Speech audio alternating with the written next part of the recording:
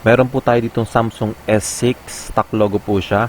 So kung naghahang or nagbo-boot loop ay same procedure lang po ang gagawin natin. Kahit sa mga higher model ay same procedure lang po ang ating paggawa. And kung bago ka pa lang sa ating channel, don't forget to subscribe and turn on the notification bell. Ang first po natin na gagawin is dadalhin natin sa download mode yung ating cellphone. So hold natin yung power button, home button at yung volume down ng sabay-sabay.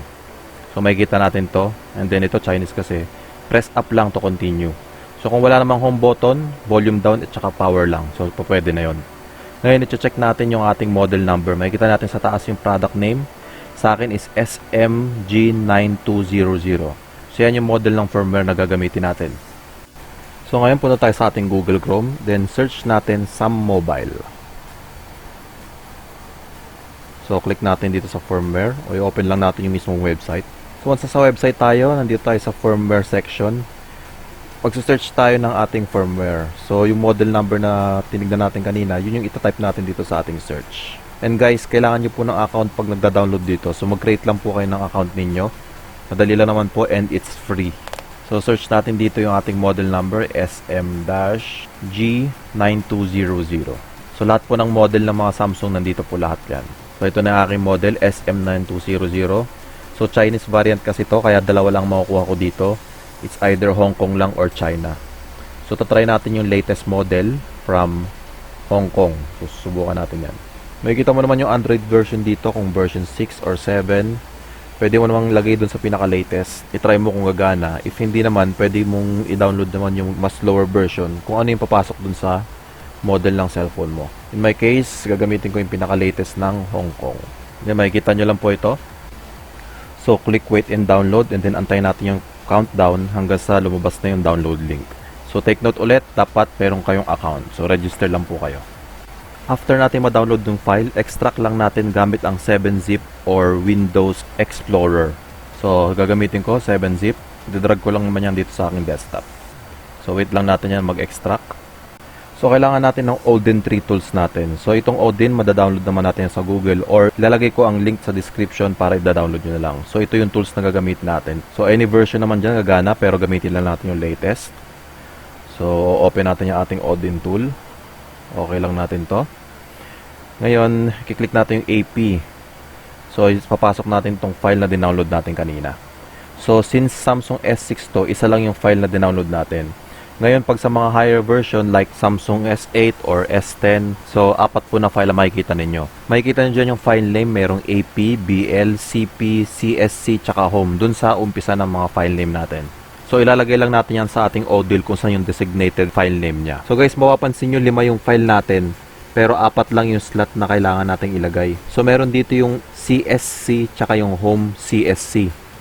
Pag CSC lang inilagay natin dun sa ating ODIN, ang mangyayari dito sa ating phone is magre-reset to factory default. Ngayon, kung gusto nyo ma-save yung data, ang ilagay nyo po sa CSC is yung Home CSC para hindi mawala yung mga personal files ninyo. So, yun po yung pinagkaiba. At dahil Samsung S6 lang ang i-refresh natin, so isang file lang ang gagamitin natin. Then sa option, check natin tong auto reboot and then reset time.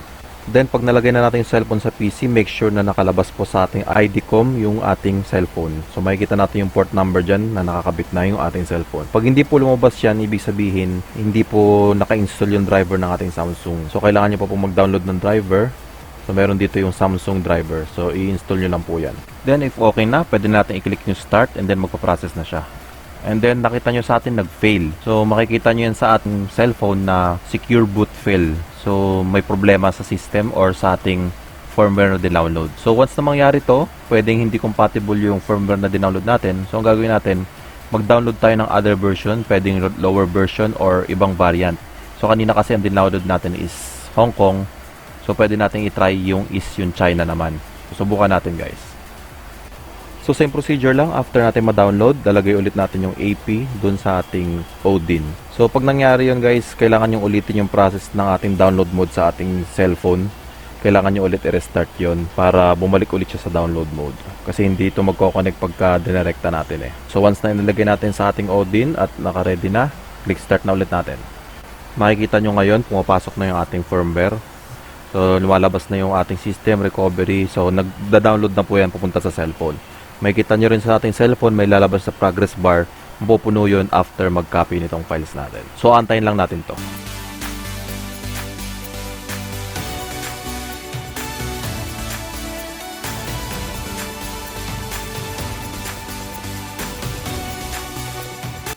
Ngayon, once na makita natin yung pass sa ating Odin, magre-restart na po yung cellphone ng kusa niyan. So, nakita natin nakapass na.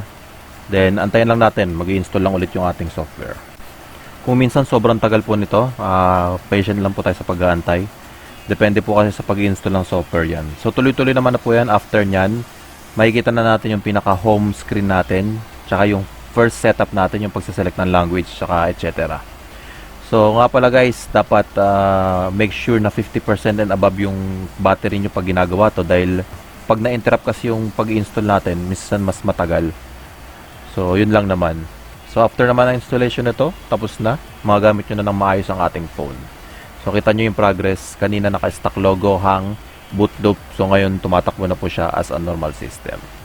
So, kung nakatulong sa inyo to guys, don't forget to like, comment, and subscribe. And hope to see you guys sa susunod nating video at sana nakatulong ito. God bless us all.